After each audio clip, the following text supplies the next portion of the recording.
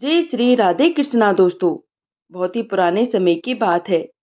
किसी गांव में मोहन नाम का एक लकड़हारा रहता था। वह अपनी माँ का इकलौता बेटा था जो हमेशा उसकी सेवा करता और उससे आशीर्वाद लेता। वे बहुत ही गरीब थे। मोहन दिन भर जंगल में जाकर लकड़ियां काटता और शाम को बाजार ले जाकर उन्हें बेच के आ जाता। उसे जो भी पैसे मिलते उनसे मुश्किल से ही घर का खर्च चल पाता था। मोहन को परिश्रम करते देखकर उसकी बुढ़ी माँ हमेशा उसे एक ही आशीर्वाद देती थी, बेटा, भगवान करे तुम्हारी शादी किसी राजकुमारी से ही हो। और वह हर बार हंसकर जवाब देता, माँ, ये कैसा आशीर्वाद है, कहाँ मैं और कहाँ राजकुमारी। माँ अपने बेटे को सांत्वना देते हुए कहती, बेटा, भगवान बहुत ही दयालु और कृपालु है, उसकी कृपा से कभी निराश मत होना। राजकुमारी भी है तो इंसान ही। अगर भगवान चाहे तो तुम्हारी शादी राजकुमारी से हो सकती है, किसी खूबसूरत राजकुमारी से। क्या किसी राजकुमारी की शादी किसी गरीब से नहीं होती? ये तो सब भाग्य के खेल है। बेटा, एक बूढ़ी गरीब माँ अपने बेटे को इसके अलावा और क्या आशीर्वाद दे सकती है कि उसकी संतान को वे सारा सुख मिले जो किसी राजा या अमीर को प्राप्त होता है। अपनी माँ का आशीर्वाद पाकर मोहन को बहुत ही खुशी मिलती और वह पहले से भी ज्यादा उसकी सेवा किया करता था और उसकी आज्ञा का पालन करता। गरीबी के कारण वो शिक्षा के सुख से वंचित रहा, लेकिन अपनी बुढ़ी माँ की सेवा करके वह स्वयं को बहुत ही भाग्यशाली समझता था और दूसरों को भी माता पिता के साथ अच्छे व्यवहार की सीख दिया करता था। उन्हें गरीब जानकर कोई भी उनसे रिश्तेदारी नहीं करता था, लेकिन मोहन को इस बात की कोई परवाह नहीं थी। एक दिन मोहन जंगल में लकड़ियां काटने में व्यस्त था। तभी अचानक उसकी नजर दो अजीबोगरीब पक्षियों पर पड़ी जिनका आकार मुर्गे की तरह था। मोहन ने ऐसे पक्षी पहले कभी नहीं देखे थे और आश्चर्य की बात यह थी, उसे उनकी बातें भी समझ में आ रही थी। मोहन एक पेड़ के पीछे छिप गया और उनकी बातें सुनने लगा। एक पक्षी दूसरे से बोला, मेरे दोस्त, मुझे लगता है हम राजस्थान में आ गए हैं। देखो, गर्मी कितनी ज्यादा है। ये सुनकर दूसरा पक्षी बोला, तुम ठीक कहते हो। हम दुनिया की सैर करते हुए थोड़ी देर आराम करने के लिए यहाँ उतरे थे, लेकिन यहाँ तो बहुत ही गर्मी है और हम ठंडे इलाके के पक्षी है। पहला पक्षी बोला, अब सोचना क्या है, हमारी अगली मंजिल के बारे में है। वहाँ का राजा बहुत ही दयालु और न्यायप्रिय है और उसकी प्रजा में इंसानों के साथ साथ पशु पक्षी भी खुशहाली रहते हैं। वहाँ के जंगल में हमारी जाति के बहुत से पक्षी रहते हैं और जंगल भी बहुत ही बड़ा है। दूसरा पक्षी बोला, तुम्हारी बात तो ठीक है, लेकिन मेरी एक इच्छा है कि सारी दुनिया देख ली, लेकिन रतनगढ़ की सैर अभी बाकी है। पहले पक्षी ने कहा, तुमने तो मेरे मुंह की बात कह दी, लेकिन एक समस्या है। दूसरा पक्षी बोला, कौन सी समस्या? पहला पक्षी बोला, रतनगढ़ का मौसम भी इस समय राजस्थान की तरह गर्म है, इसलिए हमें कुछ समय के बारे में ही रुकना चाहिए। वैसे मुझे भी रतनगढ़ देखने की बहुत इच्छा है। उसके लिए हमें उपयुक्त समय और मौसम का इंतजार करना पड़ेगा। तब तक हमें श्यामगढ़ के राजा के राज्य में रहना होगा। ये बातें करके दोनों पक्षी चुप हो गए। मोहन ने सोचा, क्यों ना इन पक्षियों के साथ मैं भी बाहर चला जाऊं और खूब पैसे कमाकर अपनी माँ की सेवा करूंगा। उसने योजना बनाई कि जब ये पक्षी उड़ेंगे तो छलांग लगाकर एक पक्षी की पीठ पर सवार हो जाऊंगा। मोहन पक्षियों के उड़ने का इंतजार करने लगा। वे पक्षी आकार में बहुत बड़े थे। शाम का अंधेरा घिरने लगा और पक्षी उड़ने के लिए तैयार हो गए। मोहन ने ऊंची छलांग लगाई और एक पक्षी की पीठ पर सवार हो गया। दूसरी तरफ जब पक्षियों ने एक आदमी को अपने साथ पाया तो वे डर और भय के मारे आकाश की ओर उड़ गए और थोड़ी ही देर में वे आकाश में उड़ रहे थे। मोहन ने पक्षी के पंख मजबूती से पकड़ रखे थे। आकाश में सिर्फ अंधेरा ही अंधेरा था। वे दोनों पक्षी खामोश रहे, शायद वे डरे हुए थे या इस आदमी से छुटकारा पाने के बारे में सोच रहे थे। आखिरकार काफी दूरी तय करने के बाद वे दोनों पक्षी बस्ती से दूर एक जंगल में उतरे। जैसे ही पक्षी जमीन पर उतरे, मोहन ने पक्षी से उतरकर एक तरफ दौड़ लगा दी। शायद वो पक्षियों के भय से घबरा गया था। दौड़ते दौड़ते वे काफी दूर निकल गया। ये रात का समय था और मौसम काफी ठंडा था। वहां सर्दी से कांपता हुआ एक शहर में आ पहुंचा। शहर में पहुंचकर उसने एक आदमी से शहर का नाम पूछा। उस आदमी ने पहले तो मोहन को गौर से देखा और फिर कहा, इस समय तुम श्यामगढ़ में हो। मोहन ने उस आदमी का धन्यवाद दिया। आज शहर को खूब सजाया जा रहा था। हर तरफ चहल पहल थी। बाजारों में भीड़ लगी हुई थी। पूरे शहर को रंग बिरंगे फूलों से सजाया गया था। हर तरफ रंग बिरंगे फूलों और रोशनियों की वजह से शहर की शोभा दुगनी हो गई थी। वो लोग भी समूह बनाकर खाना खा रहे थे। मोहन भी सुबह से भूखा था। पहले जंगल का काम और फिर थकान भरा सफर। वो भी एक समूह में बैठ गया। मोहन ने एक आदमी से पूछा, ये पूरे शहर में किस बात का जश्न है और ये किसकी तैयारी है? वो आदमी बोला, अरे भाई, क्या तुम नहीं जानते? आज रात राजा की बेटी की शादी है। इसी खुशी में ये जश्न और दावत का इंतजाम किया गया है। मोहन ने भी खूब पेट भरकर खाना खाया और भगवान का धन्यवाद दिया। फिर एक तरफ बैठ गया। वहां सर्दी से बचने के लिए लोगों ने आग जलाई हुई थी और वह उसकी गर्मी सेक रहा था। मोहन को राजस्थान की गर्मी याद आ रही थी। वो सोचने लगा कि इस अनजान शहर में आखिर वो क्या काम करेगा। जैसे जैसे रात बीतती जा रही थी, वैसे वैसे सर्दी बढ़ती जा रही थी। सर्दी और थकान की वजह से नींद उससे कोसों दूर थी। वह आग में हाथ सेक रहा था कि अचानक एक आदमी उसके पास आया और बोला, शक्ल से तो तुम मजदूर लगते हो। मोहन ने कहा, मैं यहाँ मजदूरी के लिए ही आया हूँ। वह आदमी भी मोहन के पास बैठ गया और इधर उधर देखने के बाद फुसफुसाते हुए कहने लगा, देखो मेरे दोस्त, मेरी बात ध्यान से सुनो। तुम्हें मेरा एक काम करना होगा, जिसके बदले में मैं तुम्हें 20 सोने के सिक्के दूंगा। लेकिन काम थोड़ा मुश्किल है और गुप्त रखने वाला है। मोहन बेचारा गरीब लकड़हारा था। 20 सोने के सिक्के सुनकर वो हक्का बक्का रह गया। अचानक उसके मुंह से निकला, इतनी बड़ी रकम? दूसरा व्यक्ति हंसकर बोला, मेरे दोस्त, इससे भी कई ज्यादा मिल सकता है। लेकिन अगर ये बात किसी दूसरे तक पहुंच गई तो तुम्हारी खैर नहीं। राज खुलने पर तुम्हारी जान भी जा सकती है। तो बताओ, क्या तुम तैयार हो? मोहन ने सोचा कि एक ही रात में उसे इतनी बड़ी रकम मिल रही है।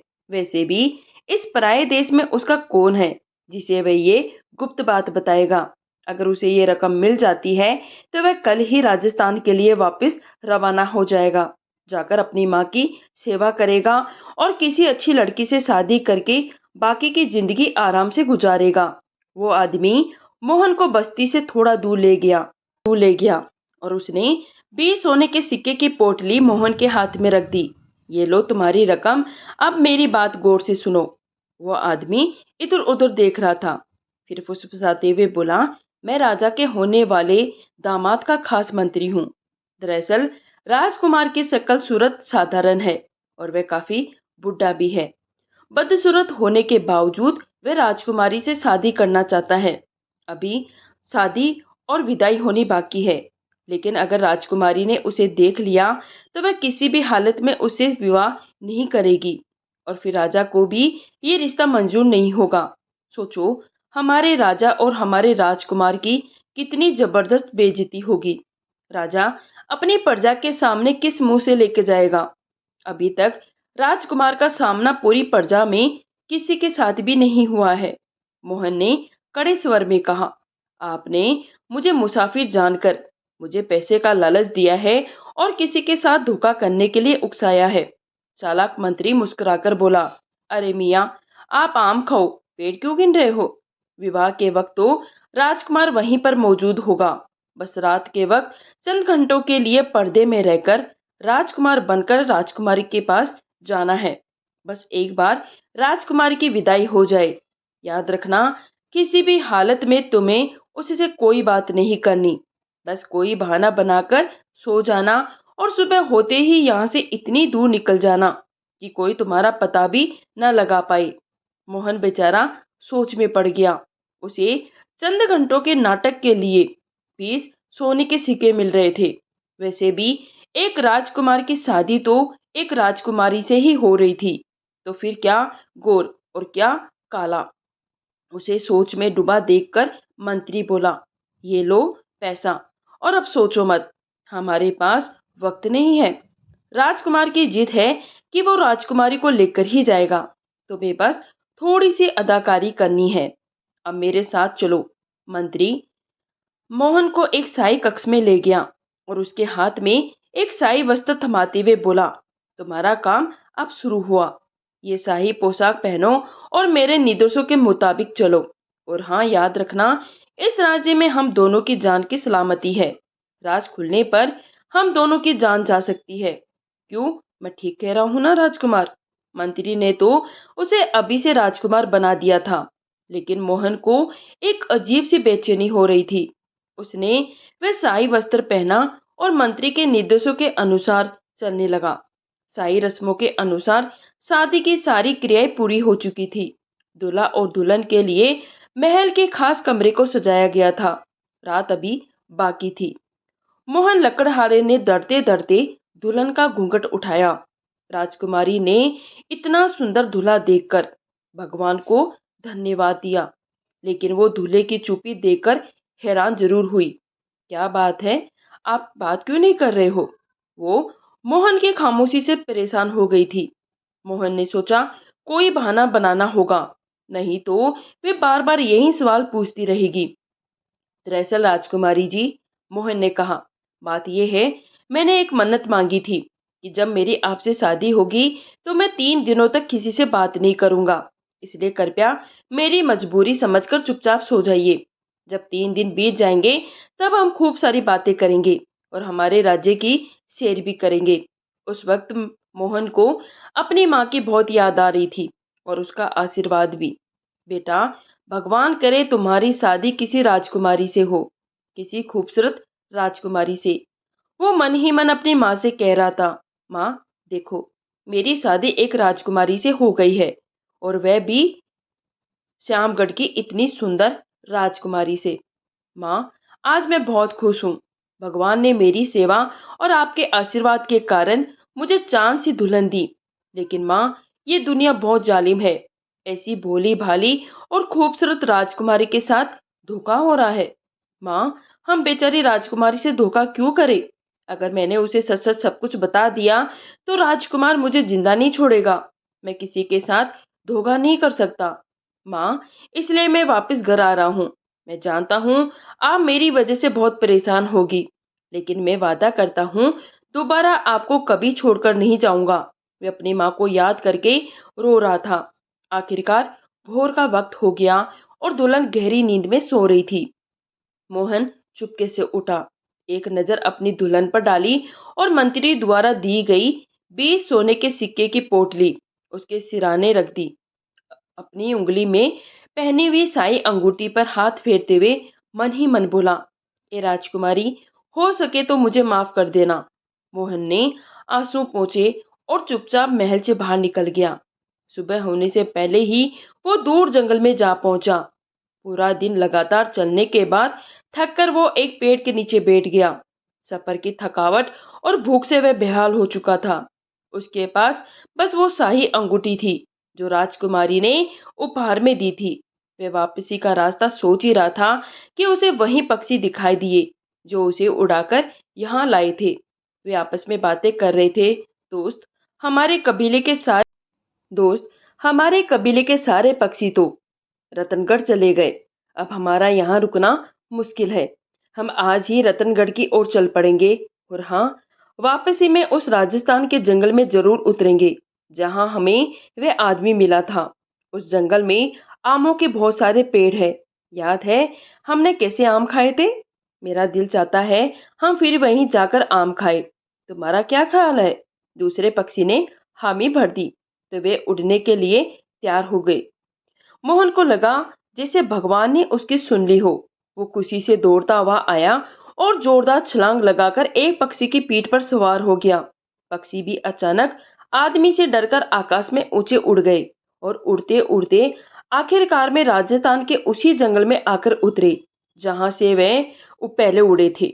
मोहन जल्दी से उतरा और बहुत सारे आम तोड़कर पक्षियों के सामने रख दिए। पक्षियों ने सोचा ये आदमी उन्हें नुकसान नहीं पहुंचाएगा। वे मजे से आम खाने में व्यस्त हो गए। मोहन ने घर की तरफ देखा और घर की तरफ चला। जब उसकी माँ ने मोहन को देखा तो वह बहुत ही खुश हुई और खुशी से अपने बेटे को गले लगा लिया। जब उसने मोहन की सारी बातें सुनी तो वह बहुत ही खुश हुई। दूसरी ओर मोहन का भेद खुल गया था। जब राजा को राजकुमार की असली सच्चाई का पता चला तो उसने राजकुमार और उसकी बारात को अपने राज्य से निकाल दिया। राजकुमार को धोखा देने के जुर्म में देश से निकाला दे दिया गया।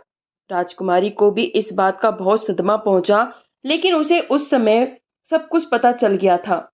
राजकुमारी ने ऐलान करवा दिया कि जो कोई भी उसके पति को पास्ता ढूंढ कर लाएगा उसे 1000 सोने के सिक्के दिए जाएंगे।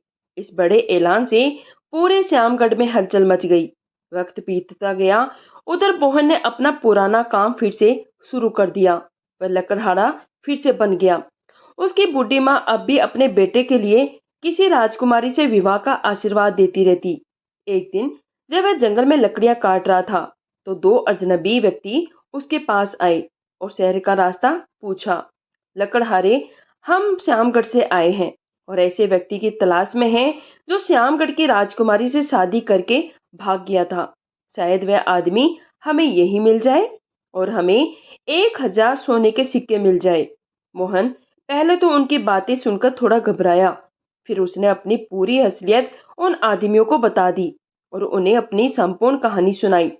निशानी के तौर पर उसने राजकुमारी द्वारा दी गई शाही अंगूठी भी दिखाई। वे दोनों व्यक्ति मोहन को पाकर बहुत ही खुश हुए। फिर मोहन अपनी माँ को लेकर श्यामगढ़ पहुंच गया। राजा और राजकुमारी ने उसका बड़ा ही आदर सत्कार किया।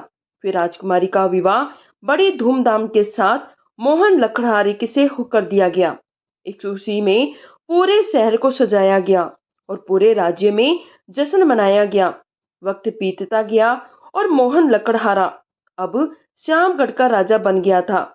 उसे ये राजपाट अपनी माँ के आशीर्वाद से और सच बोलने की वजह से मिला। तो दोस्तों, ये कहानी यहीं समाप्त होती है। आपको कहानी कैसी लगी प्लीज़ कमेंट करके ज़रूर बताएं और कहानी अच्छी लगी हो तो प्लीज़ इसे लाइक करें, ज़्यादा से ज़्यादा शेयर करें। कहानी सुनने के लिए आप सभी का दिल से धन्यवाद। राधे राधे। जय श्री कृष्णा।